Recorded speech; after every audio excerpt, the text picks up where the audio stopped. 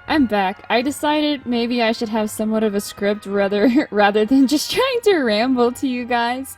So hello, welcome, my name is Maddie Bites. I have a little cheeky speed paint for you.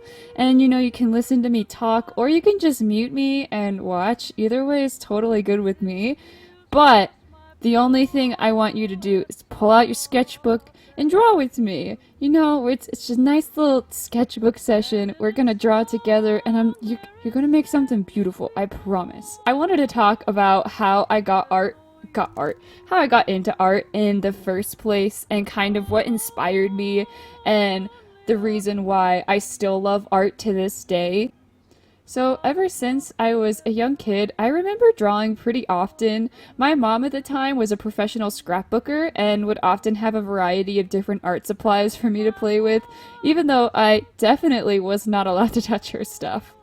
My entire family on my mom's side is actually pretty crafty, so I do see where I get it from. My sister was, and still is, a talented artist. I remember finding some of her drawings every once in a while and marveling at how detailed and lifelike they always were. Since her and my mom were artists of a different sort, it's always been something that has been welcome in my house when I was growing up.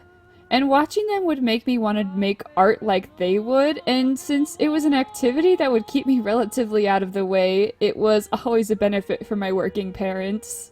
I would draw giant pictures of a house, and I would give it to my dad to decorate his office with, and he would constantly tell me how everyone liked them so much, and I would make more of those houses, and it was basically just houses. I don't know if his office was covered in pictures of these houses, or if he would just replace the old one with the new one every single day. But they were these big, like, 4-page taped together pictures. So I had like this giant canvas, and it would always be a house with mountains, and I think my favorite thing I would use was either crayons or colored pencils. And I was like, what is it? A workshop. I would make these all day, every day, all for my dad. And one year for Christmas, my sister drew me this beautiful picture of Santa and his reindeer, and I remember proudly displaying it in my room because I loved that picture so much.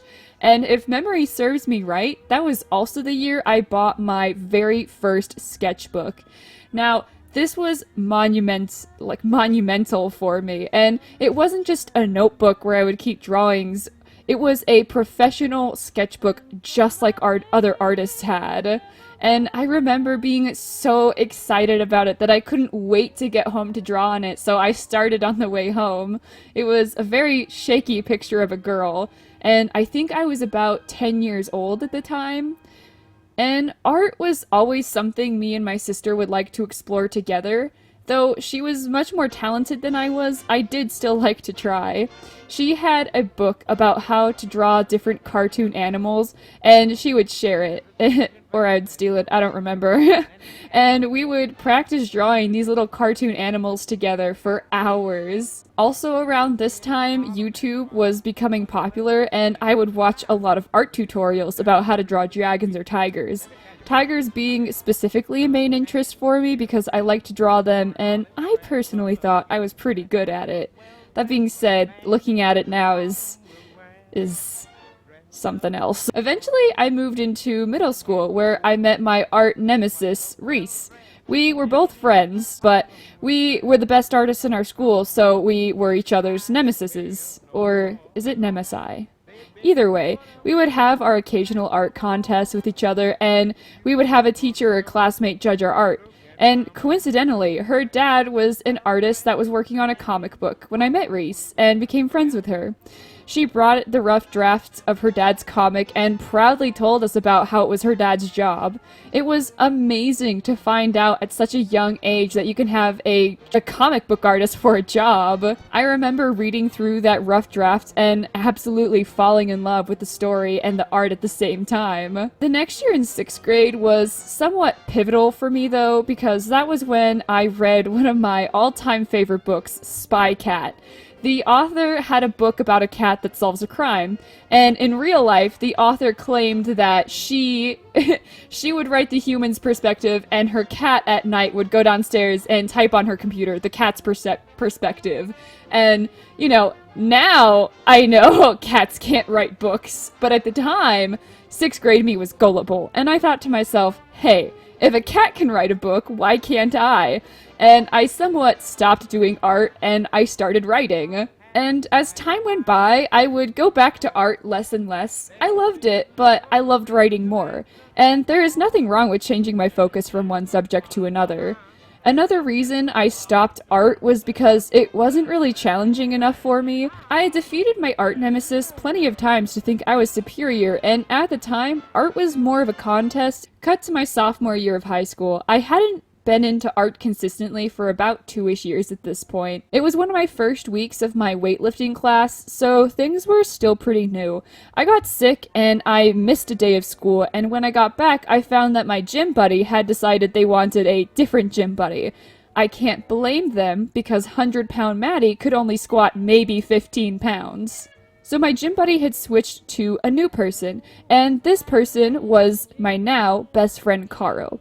And Caro was ridiculously talented at art. Caro was better than anyone I had met in my entire life. And seeing Caro draw so well sparked something in me. See, most people think I'm mild-mannered. I'm not, by the way. I get ridiculously unhinged when in the face of a competition. I've managed to tone it down a lot over the years, but it's why I don't play sports and board games, cause it doesn't end up being fun for anyone. But when I saw Caro's art, I became absolutely crazed at the fact that someone was better at art than I was, and I wanted, or rather needed, to change that.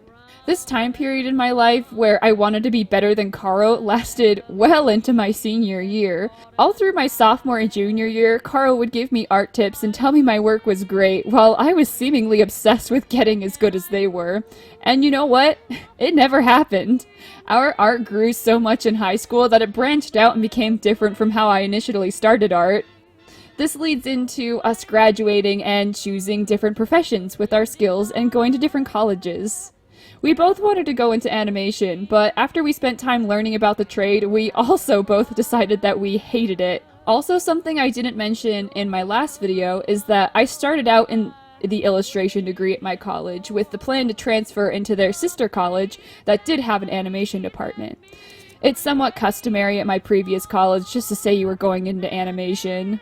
So I was in the illustration department at my college, and I was having sort of a rough go with the environment. I was used to art being a social thing for me and my friends to go out and do in restaurants and at each other's houses. It was also more of a social thing with my friends in the past, and when I didn't have any friends and I was just doing art with my sister.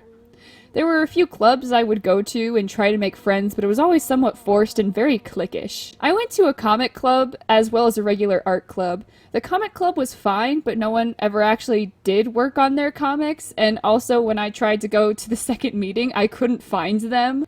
Like, they weren't in the classroom at all, and I never saw any of the members again, so maybe it was just a figment of my imagination. The second club I went to was very cliquish. I tried making friends with a few of the people in the class, but it was very difficult, and I just got the sense that I wasn't welcome. I still went, but the sociality I was looking for just wasn't there. And eventually I started reaching out to other places with my art, like posting on social media, doing TikTok live streams, making videos, drawing webcomics, that sort of thing. It wasn't the same as my earlier social art outings, but it helped me get through a lot in college and was the next best thing for me. I love that I can continue to share my art with you. It makes me so happy to be in a social environment again, and it reminds me of all the fun things about art that kept me in the community to begin with. One of my favorite things about art is how socially centered it can be. Even if you don't do it yourself, you can still go to museums and have a sense of belonging with others who enjoy it with you. Thank you so much for drawing with me. You did a fantastic job. Look at that. You did that. You did that. And you know, if you like my little voice, feel free to like and subscribe and hang out for some more.